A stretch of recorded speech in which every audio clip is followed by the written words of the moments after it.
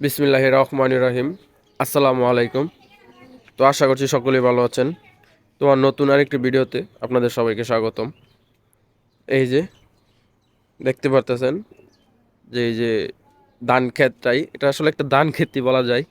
তো যেটা সিঁচা হয়েছিল, মানে পানি সরাইছিল মাছ ধরতে, মাছ ধরার জন্য। তো এই যে সব মাছ ধরে ফেলছে আজকে ওরা, মোটামুটি ভালো মাছই পাইছে মনে হয়। তো যারা বলতেন, অনেকেই বলতেন যে ভাই আপনার বাসার নিচে কি পুকুর নাকি? না ভাই, এটা পুকুর না। এই যে দেখেন, এটা ক্ষেত। ক্ষেত ছিল, পরে ওই ওই পানি যাওয়ার রাস্তা নেই আমাদের দিকে। এই দিক থেকে পানি যায়, তারপরে কোমর সমান পানি আটকা থাকে। যার জন্য ওইখানে পরে ওরা বেড়া দিয়া মাছ চাষ করতো, মাছ চাষ করা শুরু করছিল। তো ওইখানে ইদানিং অনেকগুলো বন্য পাখি আসে। যেমন আপনার আমাদের আঞ্চলিক ভাষায় এটাকে আমরা হৈট্টাটি বলি। তো কে কে হৈট্টাটি পাখি চিনেন তারা কমেন্ট করে জানায়েন। তো দুঃখজনক, এখন হয়তো বা দেখা যাইতেছে না, তো দেখাইতে পারতেছি না। বিকালে থাকে আর সকালে থাকে, রাত্রেও থাকে। ঢাকাটা কি করে, ওইগুলা মাটিতে ডিম পারে। যারা চিনেন তারা তো অবশ্যই জানেনি। আর অনেক বগা, মানে বক, বক এখানে মাছ খাওয়ার জন্য সবসময় পড়েই থাকে। তো আজকের আমাদের কবুতরের ছাদে আসি। ফিশারি তো দেখাইলামই। তো এই যে এটা আমাদের একটা মাদি কবুতর, সিরাজিন নর যে ছিল ওইটার সাথে জোড়া দিছি। তো এটাও ডিম দিছিল বেশ কিছুদিন হয়েছে। অনেকগুলো কবুতরই, প্রায় 6-7 জোড়া কবুতর ডিম দিয়েছিল।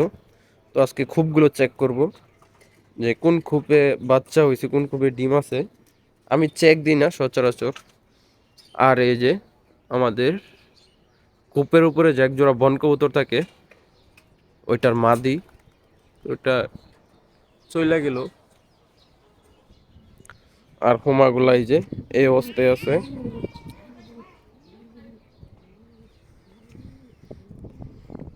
আর এই যে বন কবুতরগুলো 4টা এখানে আটকে রাখছি।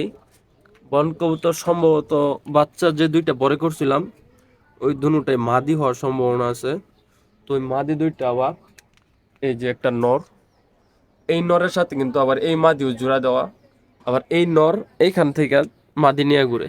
তো 2-3টা মাদি নিয়ে ঘুরে একাই, যার জন্য মাদি নষ্ট হওয়ার চান্স আছে, থাকে। সেই জন্য আমি মাদিগুলো আটকে দিছি, নতুন মাদি নষ্ট করা যাবে না। আর এই যে যেটাকে আমি তাবিজ বলছিলাম, তো যেই ভাইয়া যারা যারা বুদ্ধি দিছিলেন, মানে এই বুদ্ধিটা আমাকে দিয়েছিলেন, সবাইকে অসংখ্য ধন্যবাদ। আসলে আবার কমেন্ট করছেন যে মরা কবুতর টাঙায় রাখতাম কালো, আবার কালো ফাইক এক মুঠ টাঙায় রাখতাম। তো ভাই ওইগুলা করার লাগে না, আমার করার লাগছে না। এটা দিয়েই কাজ হয়ে গেছে। কারণ খুপও দেখলাম বাচ্চা আছে, আজকেই দেখলাম এক জোড়া বাচ্চা দেখলাম, পরে ভাবলাম যে আপনাদের সাথে শেয়ার করি।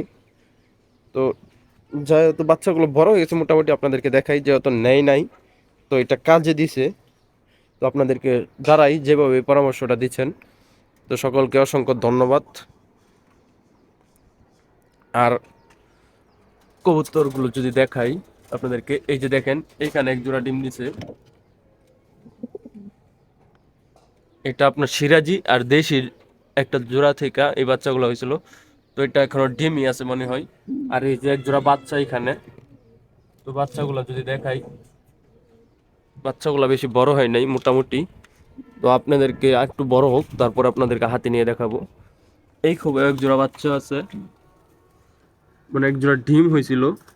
যদি আপনাদেরকে একটু দেখাই, কবুতর গুলো খোপে থাকার কারণে ভালোভাবে আমি দেখাইতে পারতেছি না।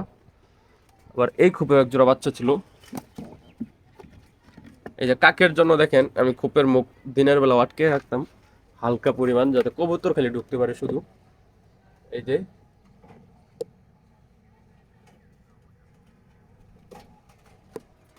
তো এই খোপে বাচ্চা ছিল, তো এই খোপে ডিম ছিল। তো এই খোপের ডিমগুলো আমি আজকে হঠাৎ করে কিছু একটা মনে করে দেখি কবুতর ভিতরে নাই। তারপরে এই খোপেও ডিম আছে, তো ওইটা পরে দেখাই, ওইটা বাচ্চা হয়নি, আমি চেক দিছি। তো তারপরে দেখলাম যে কবুতরগুলো এখানে বসে না, এই খোপের এই যে এই খোপের যে কালো ডিম কবুতরগুলো ছিল, সরি, কালো কবুতরগুলো ছিল, এই যে এইগুলো, এগুলো হঠাৎ করে দেখি বাহিরে বের হয়ে গেছে। এই যে এগুলো দেখি ডিমে বসতেছে না, তো আমি চেক দিলাম খোপের ভিতরে, পরে দেখলাম যে ডিম ঠিকই আছে, কিন্তু ডিমের অবস্থা যদি আপনাদেরকে দেখাই, এই যে দেখেন ডিমের অবস্থা একদম পাতলা। এই দেখেন কি অবস্থায় আছে ডিম। তো আপনাদেরকে আমি মোবাইলের লাইট দিয়ে চেক করে দেখাইতেছি, দুটোটা ডিম একেবারে সেম, একসাথেই এক দিক দিয়েই এই এরকম হয়ে গেছে। আপনাদেরকে আমি দেখাই ভালোভাবে। এই দেখেন, মানে এই সাইডটা ভারী হয়ে আছে আর এই সাইডটা পাতলা। তো এই যে দেখেন, এবার খাড়া করলে এই যে দেখেন একটা জাদু। এই দেখেন আমি ডিম কিন্তু এবার এই যে দেখেন রাখছি, এভাবে কিন্তু ওটা থাকতেছে না। এই যে এই সাইডটা কিন্তু ভাঙা, এই যে যদি দেখাই আপনাদেরকে, এই সাইডটা কিন্তু ভাঙা, এই যে দেখেন থাকে না,